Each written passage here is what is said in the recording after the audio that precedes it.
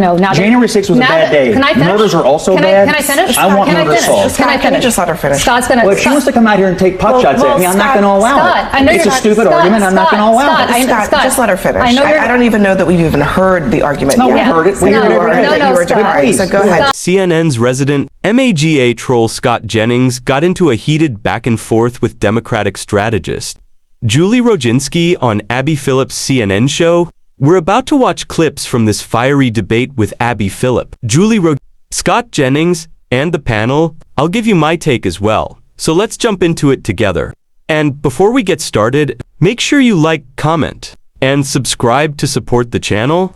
Everything is an emergency, giving him extraordinary powers that are supposed to be temporary in many cases, but he's using them in ways that have never been used before. Where does this end, Scott?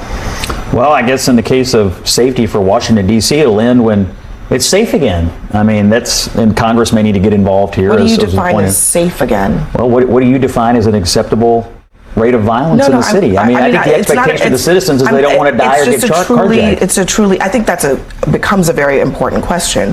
How do we define what safe again means in an American city? Well, I think in Washington, D.C., you're going to have substantial reductions in violence, substantial reductions in murder, substantial reductions in carjackings, and people are generally going to have to feel like they can walk around and not be under threat all the time. Now, some of this could be statistical, some of it could just be what the local residents are telling him about their quality of life. Will it be solved in 30 days? Probably not, but they're already making substantial progress. They've had over 100 arrests since August the 7th when he first brought this up. 43 people were arrested last night. Bad people are being taken off the streets. Illegal weapons are being taken off the streets. So they're already having some success. My advice on this as a punditry matter would be, well, let's see where we are at the end of 30 days. How much progress have they made? And then Congressman can make an assessment at that point about whether this is working, and maybe it would help to extend it a little bit. I guess I'm old enough, Scott, to remember when you were appalled, as the rest of us were, on January 6th, when he wouldn't. Because January 6th happened, should we not enforce the law today? Excuse me. Do you want murders today? Let me finish, Scott. January 6th equals no enforcement Scott, I know you hate talking about this is a silly argument. No, let me finish before you make a point about a silly argument. It'll be silly, but go ahead. No, what's silly is you sitting down with Mitch McConnell over Chick-fil-A and lamenting how Donald Trump was putting all of you, including Mitch McConnell, in harm's way. But I guess now you're so... I wasn't in harm's way. I was in Louisville. No, your then boss, your friend Mitch McConnell certainly was. But, now... January 6th was a bad day. Can I finish? Murders are also bad. Can I finish? I want murders solved. Can I finish? Just let her finish. Scott's going to... Well, if she wants to come out here and take pot shots at me, I'm not going to allow it. It's a stupid argument. I'm not going to allow it. Scott, just let her finish. I don't even know that we've even heard the argument yet. No, we heard it. We heard it every day. You were doing so go ahead, Scott, I know you're thirsty for that Senate seat, but let me finish. What I'm going to say... I mean, you allow this every night. Just give me 1 second here. Let's just let her finish, please. Okay. Just 1 second. Listen, I know you've got the picking thing going on, but here's what I'm going to say. What are you thirsty for? Some kind of relevance out here? No, actually, Scott. I don't even... No one on the left, no Democrat, no liberal, no progressive is out there saying, we don't care about murders. Who cares? Murder is fine. That's the dishonest framing Scott Jennings and pundits like him constantly push. Jennings claims we need to reach an acceptable level of violence. When Abby Phillip preceded him to define it, he dodged and turned it back on her. What Jennings refuses to acknowledge, despite being reminded repeatedly on Abby Phillip's show, is that crime in Washington, D.C. is actually at a 30-year low. But Trump lies about it, calling D.C. a cesspool of violence. And his loyal surrogates like Jennings simply parrot him. Remember, before Trump returned to office in 2024, violent crime in D.C. had dropped to a 30-year low.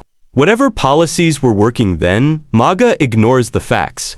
And when Julie Rodzinski pushed back, Jennings acted childish, interrupting, dismissing, declaring, I'm not going to allow that, as though he owns the show. But it's Abby Phillip's show, not his. Really? I elect a lot of Democrats. Let me finish my thought here, please. Can I just finish what I was about to say, which is that on January 6th, he could have deployed the National Guard. He chose not to. Now, today, because somebody named Big Balls got beat up, allegedly, he wants to deploy the National Guard to a place that has had a 30-year low in violence. And we all know that he's doing this because it's a power grab. He could have done this when this district was actually in danger on January 6th, but he didn't. And I think that's what's so offensive, He talks about backing the blue. He talks about law enforcement. He didn't give a damn, Scott. And you agreed back on January 6th. He didn't give a damn about those police officers and about the safety of people in Washington, D.C. Today, because he wants a power grab, he's doing this despite the fact that every statistic shows that Washington, D.C. has not been safer in the last 30 years.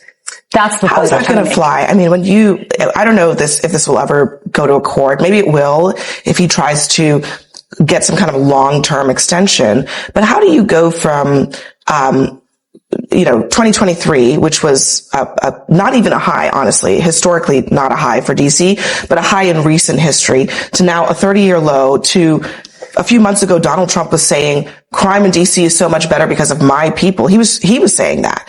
And then go to Congress and say, we need indefinite authority over DC's local police force. How is that going to work? Well, the answer is no for me. He's reassigning hundreds of members of the U.S. military, hundreds of FBI agents.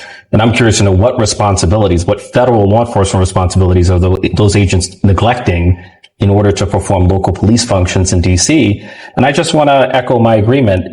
Donald Trump is probably the greatest champion of lawlessness and disorder in our nation's capital. On the very first day of his presidency, he issued a blanket pardon for 1,500 people who were connected to a violent invasion of the U.S. Capitol, a violent invasion in which law enforcement officers were assaulted with dangerous weapons like fire extinguishers and pepper spray. And so he has no credibility on the subject of public safety at all. Here's the reality. Donald Trump craves authoritarian control, and his defenders love it. Sending the military into D.C. to fight crime in a city already at historic lows is about flexing power, not safety. He's building detention camps for immigrants, most of whom are non-violent, just living and working here. Sociologists note 30% of people lean authoritarian, and Trump exploits that. Jennings smirks, rolls his eyes, plays the loyal propagandist.